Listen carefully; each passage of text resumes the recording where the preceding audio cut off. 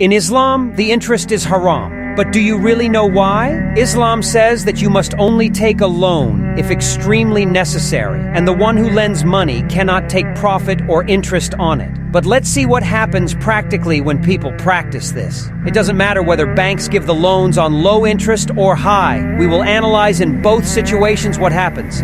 When banks offer money at low interest, more people take loans as the interest is low, and banks also willingly offer it as they make money out of it.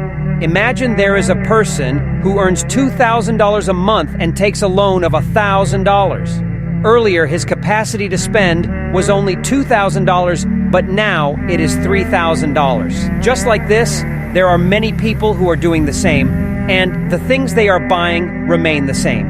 This creates high demand in the market, which leads to inflation. This doesn't benefit a normal person, but to bigger companies it does. How?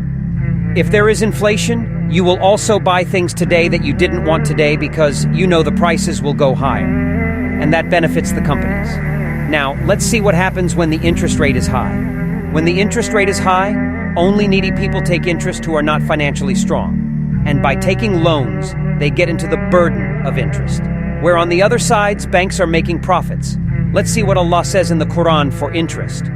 Those who consume interest cannot stand on the day of resurrection, except as one stands who is being beaten by Satan into insanity. That is because they say trade is just like interest. But Allah has permitted trade and has forbidden interest. So whoever has received an admonition from his Lord and desists may have what is past, and his affair rests with Allah. But whoever returns to dealing in interest or usury, those are the companions of the fire. They will abide eternally therein.